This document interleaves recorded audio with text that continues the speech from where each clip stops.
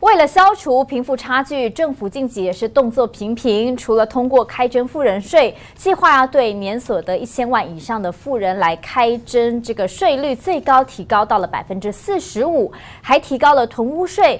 非自用住宅的课税也是最高，提升到了3.6%。不过呢，这两大手段真的能够缩小贫富差距，解决台湾年轻人低薪的窘境吗？今天关键对话为您专访到了世界知名的穷人银行创办人尤努斯，他鼓吹穷人应该要创业，才能让社会进步。各位观众朋友，大家好！我们今天非常荣幸邀请到了穷人银行的创办人、世界知名的经济学家尤努斯教授来接受我们的专访。尤努斯教授透过借钱给穷人的一个新的银行体系，成功的扭转了全球1亿人口的命运，也为他赢得了诺贝尔和平奖。而在台湾，贫富差距越来越大，同时清贫族的问题也更加的严重。尤努斯教授又怎么看呢？我们一起来欢迎教授。Hello, nice to meet you, Professor Eunice. Yeah, nice to meet you, Ashley. We know that everyone calls you banker to the poor, and you decide to lend money to the poor instead of the rich. We're curious about that, and what's the reason for you to do that? I started at one village way back, some 40 years back, to see if I can be some help to people.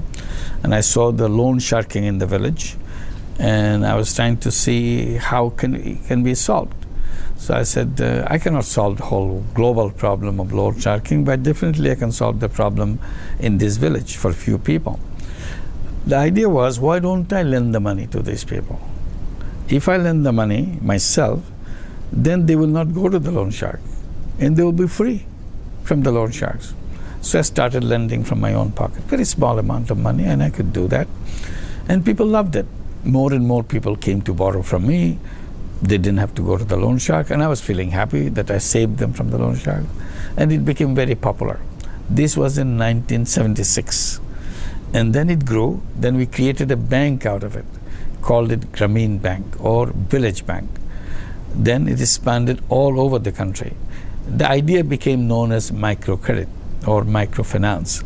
Then other countries started following that.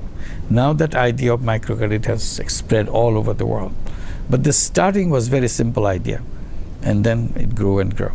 But we know that a lot of banks that refuse to lend money to the poor because they are afraid of losing money. So we are curious about that. Does your bank make profit? Yes, indeed. The bank that we created, the Grameen Bank, we made it in a way that it is owned by the borrowers. It's not owned by me, or it's not owned by somebody else. It's owned by the borrowers themselves. So we want to make sure that they have profit, and Grameen banks make profit and gives dividend to their shareholders, which are the borrowers themselves. They get 20%, 30%, 50% dividends from their own work. So it's a profitable. We remove the whole idea of collateral. So there is no collateral. The whole banking is done on the basis of trust, mutual trust, and it works. And within Grameen Bank, important thing that they also own the bank, and this bank doesn't take money from outside.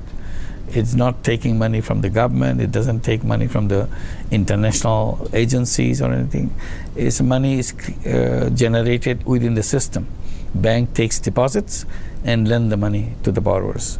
And today it has come to a stage where the borrowers' own savings has become big. So they have enough money within their own deposits, own savings, to lend the money of the bank. So that's a very self-contained bank, owned by the poor people, and it makes profit, and profit goes back to them as dividend.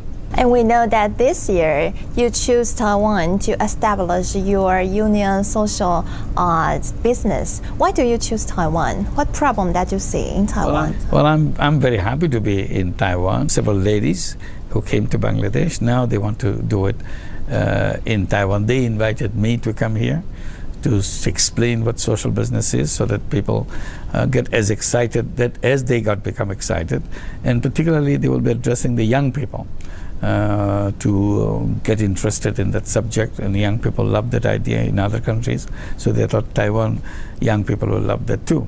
So out of this visit, a social business center will be launched in one of the universities here, where they will be teaching their students about the social business and so on. So it becomes part of the academic curriculum. At the same time, it will be talking to the business people, how other businesses in other countries have created social business. So I'll explain that, and I'll give examples what we have done in Bangladesh.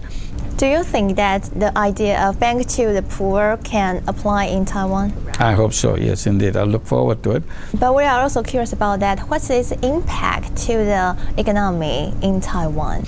Within Grameen Bank in Bangladesh, we have 8.5 million borrowers, and mostly women. 97% of our borrowers are women. These women never be in the work of earning income. They are always depending on husband's income and be as a part of their family and so on, took care of the children. Because of Grameen Bank, they became active people. They have their own money, they have their bank account, they run businesses, they become ambitious to expand their business. So that with 8.5 million people, that means a lot of people generating, contributing in the economy of the country, and they're the beneficiary of that businesses themselves. So that way you're contributing to the widening of the economy. At the same time, you are lessening the burden of the rest of the economy to take care of you, because you're not producing, so we have to produce things to feed you. So that is gone. And the second generation in those families become active because they see the mother is working, they see the father is working, and they understand how it works, how a bank gives a loan and you start a business of your own. So they don't want to see a bleak future for themselves. They see, I can do the same. When I grow up, I can go to Grameen Bank, I take a loan and start my business. I don't have to line up for a job and complain about not having a job. Nothing. I'm on my own. I can take care of myself and my family.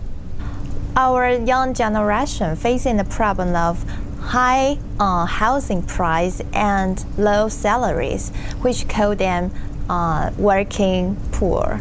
How do you see this problem? What's the key point to this problem?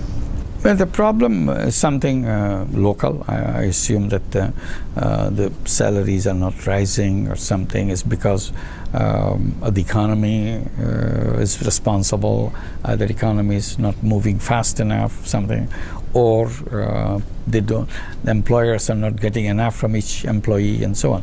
But definitely it has to keep pace with the prices of everywhere else. So the adjustments will be needed to see where people feel comfortable, that I can have a decent life for myself for the work that I do.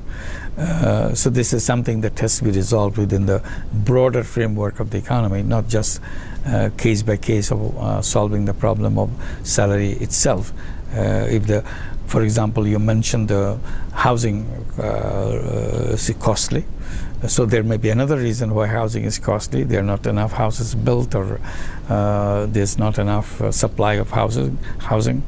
So should it become easy if we have expanded the housing capacity and more houses available, their housing cost goes down so that they can do that, or let the housing cost go so that we can increase the salary of the people so that they can afford to do that. So all these questions have to be resolved in a much broader way rather than answering that in a kind of a very segmented way. But if Taiwan wants to change this situation, we face another problem. That is, we want to seize the opportunity of free trade, but we are worried about the increasing gap between the rich and the poor. What's your opinion? When you see something in a segmented way, you cover up everything else, just look at one thing, you cannot analyze it, because everything is linked with each other. I just mentioned about the financial crisis and how it created the problem. If you look at the free trade agreement, and anybody will give you the argument, this is good to have free trade agreement because it expands your market and you sell more and then you produce more and your capacity increases, all kinds of positive things that you say.